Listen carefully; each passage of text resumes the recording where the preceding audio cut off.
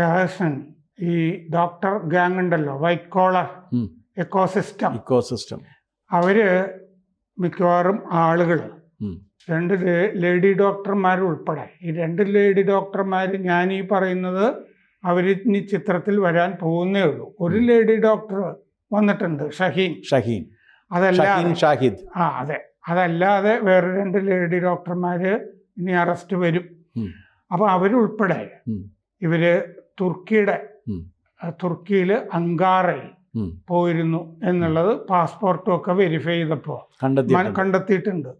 അപ്പോൾ തുർക്കിയില് അങ്കാറയിൽ ഇവരെ കൈകാര്യം ചെയ്തിരുന്ന ആളുടെ ശരിയായ പേരിപ്പോൾ അറിയില്ലെങ്കിലും അയാളുടെ കോഡ് നെയിം NIAക്ക് വ്യക്തമായിട്ടുണ്ട്.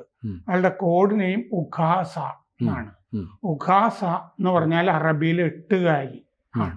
ഉഖാസ, സ്പൈഡർ. അതാണ് ഇയാളുടെ ഈ ഹാൻഡ്ലറിന്റെ കോഡ് നെയിം. ആ ഹാൻഡ്ലർ തുർക്കിക്കാരനാകണമെന്നില്ല. അയാൾ ISI പാകിസ്ഥാൻ ചാരസംഘടനയുടെ ആളാകാനാണ് സാധ്യത. അയാളാണ് ഈ ഉഖാസയാണ് ഇത് ഏകോപിപ്പിച്ചുകൊണ്ടിരുന്നത്. ഇയാള് എൻക്രിപ്റ്റഡ് മെസ്സേജ്, ടെലഗ്രാം അല്ലാത്തത് ഇപ്പോ ഇതൊക്കെ ഇവർക്കാണല്ലോ കൃത്യമായിട്ട് അറിയുന്നത്. സെഷൻ ആപ്പിലാണ് ഈ ഡോക്ടർ ഉമറും ഒക്കെ ആയിട്ട് മെസ്സേജ് ഒക്കെ അയച്ചുകൊണ്ടിരുന്നത്. അപ്പൊ ഡോക്ടർ ഉമർ ഉൻ നബിയുമായിട്ട് ഈ ഉഖാസ 8 നേരിട്ടാണ് ഇടപെട്ടുകൊണ്ടിരുന്നത്. നിർദ്ദേശം അവിടെ നിന്നാണ് കിട്ടിക്കൊണ്ടിരുന്നത്. അപ്പോൾ ഈ ആപ്പ് ഉപയോഗിച്ചത് എന്താന്ന് വെച്ച് കഴിഞ്ഞാൽ ഹൈ ലെവൽ ഓഫ് അനോണിമിറ്റി, ആരും ഒന്നും അറിയില്ല, അജ്ഞാതരായിട്ട് തുടരാം. അതുകൊണ്ടാണ് അങ്ങനെ ചെയ്തുകൊണ്ടിരുന്നത്. അപ്പോൾ ഇതിനെല്ലാത്തിനെയും കൂട്ടിയിണക്കിക്കൊണ്ടിരുന്ന ഒരാളാണ് ആ ഇർഫാൻ മൗലവി, 5ാം ക്ലാസ്സുകാരൻ, ശ്രീനഗറിലെ. ആ ഇർഫാൻ മൗലവി ഇവരൊക്കെ പഠിച്ചിരുന്ന മെഡിക്കൽ കോളേജില്, സർക്കാർ മെഡിക്കൽ കോളേജില് പാരാമെഡിക്കൽ സ്റ്റാഫ് ആയിരുന്നു.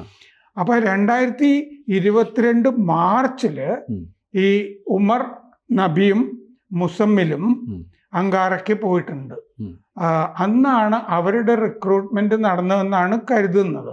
വിദേശ ശക്തികളുടെ നിർദ്ദേശാനുസരണമാണ് ഈ നീക്കം മുഴുവൻ നടത്തിയിരിക്കുന്നത്. ഇവരുടെ ചാറ്റ് ഹിസ്റ്ററി, കോൾ ലോഗുകൾ ഒക്കെ പരിശോധിച്ച് വരുന്നുണ്ട്.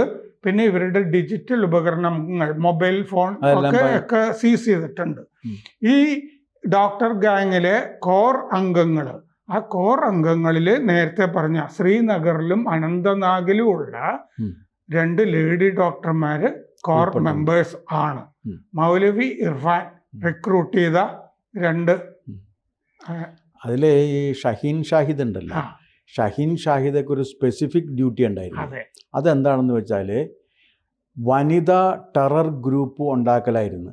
ഫ്രം ദ മെഡിക്കൽ കോർ പറ്റി നമ്മൾ ചർച്ച ചെയ്തിട്ടുണ്ട്. എന്താന്ന് വെച്ചാൽ അവര് ജയ്ഷെ മുഹമ്മദ് ഒരു വനിതാ ബ്രിഗേഡ് ഉണ്ടാക്കി അടുത്ത കാലത്ത്.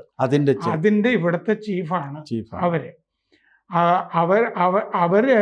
അവരുടെ ലിങ്ക്ഡിൻ പ്രൊഫൈലിലെ പാകിസ്ഥാനിലെ ഈ എയർഫോഴ്സിന്റെ പ്രൊക്യൂർമെന്റ് ചീഫ് ഇത് അവര് അക്നോളജ്മെന്റ് കൊടുത്തിട്ടുണ്ട് ലിങ്ക്ഡിൻ. അപ്പൊ പാകിസ്ഥാൻ ISI ആയിട്ടൊക്കെ നേരിട്ട് ബന്ധമുള്ള സ്ത്രീയാണ് ഈ ഷാഹിദ് എന്ന് പറയുന്ന സ്ത്രീ. അപ്പോ ഈ ഗസ്വ ഇ ഹിന്ദ് എന്ന് പറഞ്ഞ ഈ പരിപാടി ഉണ്ടല്ലോ, ഇവരുടെ ജിഹാദ് പരിപാടി, അതിൻ്റെയൊക്കെ സ്ലീപ്പർ സെല്ലുകളായിട്ടാണ് ഇവർ പ്രവർത്തിച്ചുകൊണ്ടിരുന്നത് എന്നുള്ളതും വളരെ വ്യക്തമാണ്. 2 ബ്രസ കാറുകൾ ഈ ലേഡി ഡോക്ടർമാരുടെ, അതിലൊരു ലേഡി ഡോക്ടർക്ക് 1 ബ്രസ കാറല്ല 2 ബ്രസ കാറുണ്ട്. അത് ഒരെണ്ണം അന്വേഷിച്ചുകൊണ്ടിരിക്കുകയാണ്, ഒരെണ്ണം കസ്റ്റഡിയിലുണ്ട്.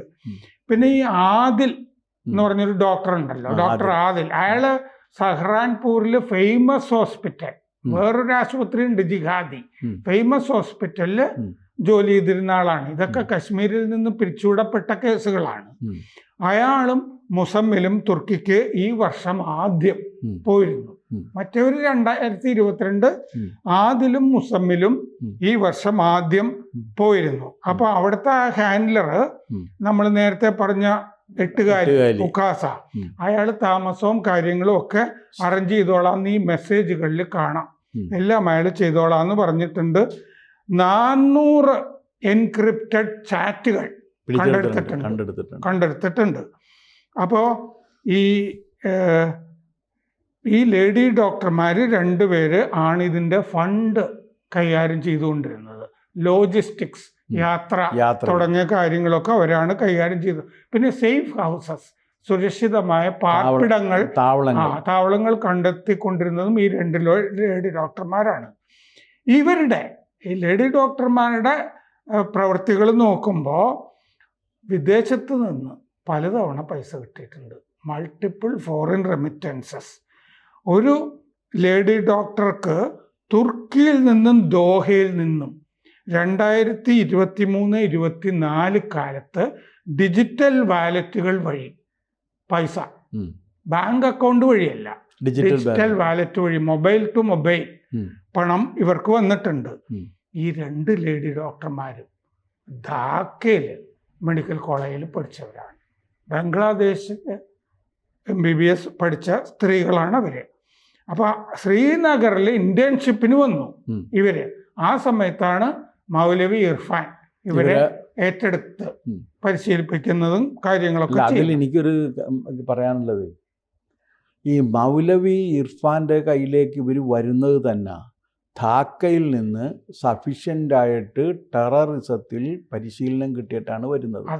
അല്ലാതെ അയാൾ വന്നപ്പോൾ തന്നെ പോയതല്ല. ധാക്കയിൽ ജമാഅത്തെ ഇസ്ലാമിയൊക്കെ കിടക്കുകയല്ലേ. ഷഹീൻ ഷാഹിദയ്ക്ക് വേറൊരു പ്രശ്നം കൂടി ഉള്ളതെന്ന് വെച്ചാൽ അവരുടെ 1ാമത്തെ ഭർത്താവിനെയും അതിലുള്ള 2 കുട്ടികളെയും ഉപേക്ഷിച്ചിട്ടാണ്, സർവസംഘ പരിത്യാഗം ചെയ്തിട്ടാണ് ഈ ജിഹാദിലേക്ക് അത് കഴിഞ്ഞിട്ട് അവർ കാൺപൂരിൽ ജോലി ചെയ്തിരുന്ന സ്ത്രീ ഭർത്താവിനെ ഡിവോഴ്സ് ചെയ്തിട്ടാണ് ഇങ്ങോട്ട് വരുന്നത്.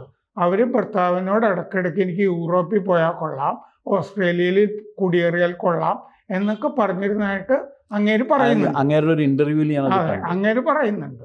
പക്ഷെ അങ്ങേര് പറയുന്നത് അങ്ങേരുടെ കൂടെ ജീവിച്ചിരുന്ന കാലത്ത് ബുർക്ക ഇട്ടിരുന്നില്ല. അവർ സാധാരണ പ്രോഗ്രസീവ് ആയിരുന്നു എന്നൊക്കെ വളരെ പ്രോഗ്രസീവ് ആയിരുന്നാ പറയണം. പക്ഷേ ഈ പ്രോഗ്രസീവ് എന്ന് പറയുന്നത് പോലും ഒരു മുഖം മൂടി ആയിരുന്നു എന്ന് വേണം കരുതാനായിട്ട്. പിന്നെ വേറൊരു കാര്യമുണ്ട്, താൻ പ്രസവിച്ച 2 മക്കളെ, ഭർത്താവിനെ ഉപേക്ഷിച്ച് പോയിക്കോട്ടെ, 2 മക്കളെയും കൂടി ഉപേക്ഷിച്ചിട്ടാണ് ഇതിനകത്ത് പോയിരിക്കുന്നത്. അപ്പോൾ അടിസ്ഥാനപരമായിട്ട് അവരൊരു ടെററിസ്റ്റാണ്. ഇവരുടെ ഒരു ദൗത്യം എന്താണെന്ന് വെച്ചാൽ മിലിറ്റൻ്റ് ജിഹാദി മെഡിക്കൽ കോർ ഉണ്ടാക്കിയെടുക്കലായിരുന്നു.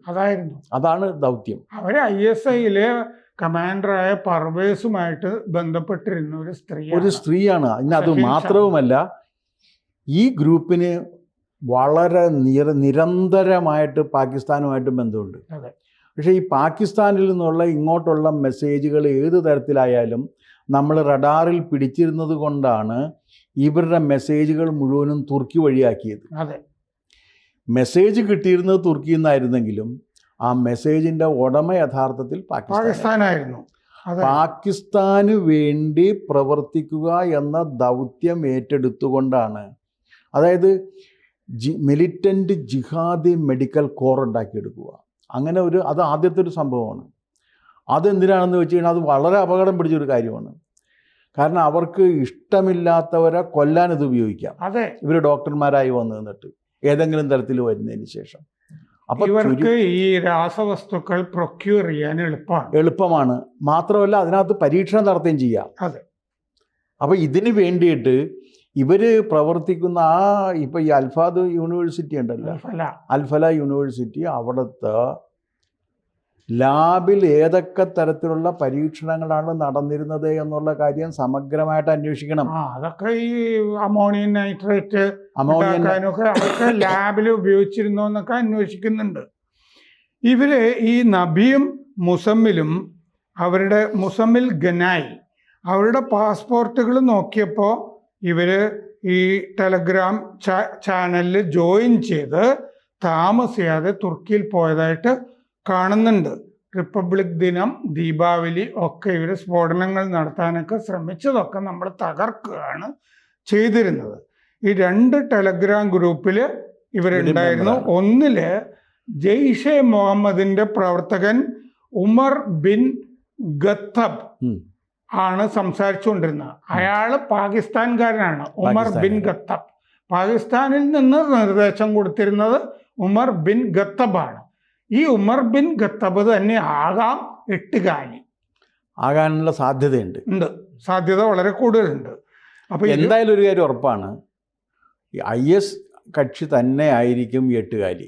അതെ, അതിൽ ആര് എന്നുള്ളൊരു കാര്യമില്ല. പിന്നെ ഒരു എട്ടുകാലിയും വേറൊരു എട്ടുകാലിയും തമ്മിലൊരു വ്യത്യാസം ഇല്ലാത്തതുകൊണ്ട് ഈ ഉമർ ബിൻ ആയാലും കൊള്ളാം, ഉമർ സൻ ആയാലും കൊള്ളാം, ആരായിരുന്നാലും ഇവരുടെ ലക്ഷ്യം എന്ന് പറഞ്ഞു കഴിഞ്ഞാൽ മറ്റ് ഇതില്ല, ആഗോള വഹാബിസത്തിൻ്റെ പ്രചാരണമാണ് ഇവരുടെ ലക്ഷ്യം. ആ വസ്തുത മറച്ചു വെച്ചിട്ടാണ് നമ്മളിവിടെ കാര്യങ്ങൾ കൈകാര്യം ചെയ്യുന്നത്. അതെന്താ കാര്യം എന്ന് വെച്ചാൽ ഈ വഹാബിസത്തിൻ്റെ പ്രചാരകരായിട്ട് ഗൾഫ് രാജ്യങ്ങൾ പലതും ഉണ്ട്. അവരെല്ലാം വഹാബിസം വേണം എന്നുള്ളതാണ്. പിന്നെ ഇവരുടെ ഒരു സിദ്ധാന്തം എന്താണെന്ന് വെച്ച് കഴിഞ്ഞാൽ, ഇവർ സമാധാന മതം എന്ന് പറയുന്നത് എന്തുകൊണ്ടാണെന്ന് വെച്ച് കഴിഞ്ഞാൽ, ലോകം മുഴുവൻ ഇസ്ലാമായി കഴിഞ്ഞാൽ സമാധാനം വരുമെന്നാണ് പറയുന്നത്. അതുവരെ സമാധാനമില്ല, അതുവരെ ജിഹാദ് നടത്തിക്കൊണ്ടിരിക്കും. കാഫിറുകൾ ഉള്ളിടത്തോളം അവർക്ക് സമാധാനമില്ല. അതിലെ കാഫിറുകൾക്ക് സമാധാനമില്ല, അതില്ല. അപ്പോൾ കാഫിറുകളെ സമ്പൂർണ്ണമായി ഉന്മൂലനാശം വരുത്തിയതിന് ശേഷം വിചിത്രമായ ഒരു ആർഗ്യുമെൻറ്റ് ഞാൻ ഇന്ന് കണ്ടു. അതെന്താണെന്നറിയാമോ? ഇപ്പോൾ ഇതിൽ കൊല്ലപ്പെട്ടിരിക്കുന്ന മുസ്ലിംസ് ഉണ്ടല്ലോ, ഇതിൽ ഈ ഇപ്പം നടന്ന ഈ എക്സ്പ്ലോഷനിൽ, ആ മുസ്ലിംസിനൊരു പ്രശ്നമുണ്ട്. അതിൽ മുസ്ലിംസ് ആണെങ്കിൽ അവർക്ക് അള്ളാഹ് സ്വർഗം കൊടുക്കുമെന്നാണ് പറയണത്. കാരണം അവരൊരു ജിഹാദിൻ്റെ ഭാഗമായിട്ട് കൊല്ലപ്പെട്ടവരാണ്. അപ്പോൾ അവർക്ക് അള്ളാഹ് സ്വർഗവും കൊടുക്കും, ഹൂറുകളെയും കൊടുക്കും, ഉമറിനും കിട്ടും. ബാക്കിയുള്ളവരുടെ കാര്യം അത് അള്ളാഹ് അവരെ നരകത്തിലേക്ക് അപ്പം തന്നെ തള്ളിവിടും. കാരണം അവർ ഹറാമുകളല്ലേ. അപ്പം ഹറാമുകളെ മുഴുവനും നരകത്തിലേക്ക് ഇത്തരത്തിലുള്ള ഇങ്ങനെ വിചിത്രം എന്നല്ല, മനുഷ്യത്വരഹിതമായ ആശയങ്ങൾ പ്രചരിപ്പിക്കുന്നതിന് വേണ്ടി പ്രവർത്തിക്കുന്നവരാ. അവരെ ശിക്ഷിക്കണം. അതിനു വേണ്ടി ഇങ്ങോട്ട് വരുന്ന സമയത്ത് ഉദാരമാണ്, ജനാധിപത്യമാണ്, സോഷ്യലിസമാണ്, മതേതരത്വമാണെന്നും പറഞ്ഞിട്ട് കാര്യമായില്ല. കാരണം ബാക്കി ജനങ്ങൾക്ക് ജീവിക്കണ്ടേ. ഇപ്പോൾ ഇനി വരാൻ പോകുന്ന ഇവരുടെ മനുഷ്യാവകാശത്തെക്കുറിച്ചാണ്. കഴിഞ്ഞ ദിവസം ഞാൻ ഒരു വീഡിയോ കണ്ട്. ഒരു സ്ത്രീ വന്നിട്ട് ഇവരെ ഓർത്ത് കരയാണ്. കാരണം എത്രയോ കാലം ഇവരുടെ സേവനം കിട്ടേണ്ടതാണെന്ന്. അപ്പോൾ ആ കൊല്ലപ്പെട്ട 12 പേർക്ക് ഈ പറഞ്ഞ കരച്ചിലൊന്നും ബാധകമല്ലേ? എന്താ ഇവർ ഉദ്ദേശിച്ചേക്കണത്? ഇതിനു വേണ്ടി ട്രെയിൻഡ് ആയിട്ടുള്ള സ്ത്രീകളെ ഇറക്കിയാണ്. അവരുടെ പണിയെന്ന് പറഞ്ഞാൽ മെഴുകുതിരി കത്തിക്കുക, കരയുക എന്നുള്ളതാണ്. എന്ന് മാത്രമല്ല, അനാർക്കലി മരക്കാർ എന്ന് പറഞ്ഞിട്ടൊരു നടിയുണ്ട് മലയാളത്തിൽ. അവരുടെ അമ്മ ഈ പല പേരുകൾ എന്ന് പറഞ്ഞിട്ട് ഈയിടെ മാർക്സിസ്റ്റ് പാർട്ടി സംഘടിപ്പിച്ചിരുന്നില്ലേ, 18,000 പേരുകളോ ഈ ഗാസയില് കൊല്ലപ്പെട്ട കുട്ടികൾ എന്നൊക്കെ പറഞ്ഞിട്ട്. അപ്പൊ ഈ അനാർക്കലി മരക്കാരുടെ അമ്മ വന്നിട്ട് പറയുകയാണേ, ആ കുഞ്ഞുങ്ങള് ഡോക്ടർമാരും എഞ്ചിനീയർമാരും ഒക്കെ ആകേണ്ട ആളുകളായിരുന്നു. ഡോക്ടർമാരുടെ കാര്യം കണ്ടില്ലേ ഇപ്പോ? അല്ല, സിനിമ നടിയാവുമെന്ന് പറഞ്ഞില്ലല്ലോ. സിനിമ നടിയാവുമെന്ന് പറഞ്ഞില്ലല്ലോ. അത് പറഞ്ഞില്ല. ഇതൊരു കാര്യമുണ്ട്, ഇത് ട്രെയിൻഡാണ് ഈ ഗ്രൂപ്പ്. ഇവരെന്ത് ചെയ്യുമെന്ന് വെച്ചാൽ, ഈ സമയം വരുന്ന സമയത്ത് ഇപ്പോൾ നോർത്ത് ഇന്ത്യയിൽ എവിടെയെങ്കിലും ആണ് 2 പേരും മരിച്ചതെന്നുണ്ടെങ്കിൽ ഇവർ ഉടനെ തന്നെ രാത്രിയാകുമ്പോൾ മെഴുകുതിരിയും കത്തിച്ചുകൊണ്ട് മദർ തെരേസ സ്ക്വയറിൽ വന്ന് നിന്നാനെ. പഹൽഗാമിൽ വന്നപ്പോൾ ഒരു മെഴുകുതിരിയില്ല, കൂട്ടക്കരച്ചില്ല, ഒന്നുമില്ല, ഇപ്പോഴും ഇല്ല. അതെ. ഇനി ഈ ഉമറിന്റെ അമ്മയുടെ DNA സാമ്പിൾ എടുത്തിരുന്നല്ലോ, ഇയാളുടെ ആകെ കിട്ടിയത് ഒരു കാൽപാദമാണ്. കാറിൽ നിന്ന് മുഴുവൻ പൊട്ടിത്തെറിച്ചു പോയല്ലോ. അപ്പോൾ ഒരു കാൽപാദം, അതിൽ നിന്ന് DNA എടുത്തിട്ട് അമ്മയുടെ DNA സാമ്പിൾ, അത് ഉമർ തന്നെയാണ് വണ്ടി ഓടിച്ചിരുന്നത്. പിന്നെ ഇയാള് ഈ 3:30 മറ്റേ പാർക്കിംഗ് ലോട്ടിൽ വന്ന് കിടന്നല്ലോ, അതിനു മുമ്പ് ഇയാള് ഒരു പള്ളിയിൽ പോയി, അതാ പറയാൻ പോകുന്നത്, തബ്ലീഗ് ജമാഅത്തിന്റെ ഫൈസ് ഇലാഹി മോസ്കില് 2:30 പോയി 15 മിനിറ്റ് ഈ തബ്ലീഗിന്റെ മോസ്കിൽ ചെലവഴിച്ചിരുന്നു. രാംലീല മൈതാനിയുടെ മൂലയിലാണ് ഈ തബ്ലീഗ് മോസ്ക്. തബ്ലീഗ് ഓർമ്മയുണ്ടല്ലോ, കോവിഡ് കാലത്ത് ഓർമ്മയുണ്ട്. അജിത് ഡോവൽ ചെന്ന് എന്തോ സംസാരിച്ച് കഴിഞ്ഞപ്പോഴേക്കും ഉടനെ തന്നെ എല്ലാവരും പിരിഞ്ഞുപോയി. ഒരു പ്രശ്നം ഉണ്ടാക്കിയില്ല. എന്താ സംസാരിച്ചതെന്ന് ആർക്കും അറിയില്ല. അപ്പോൾ അതാണ് തുർക്കിക്ക് ഇതിനകത്തൊരു കാര്യം.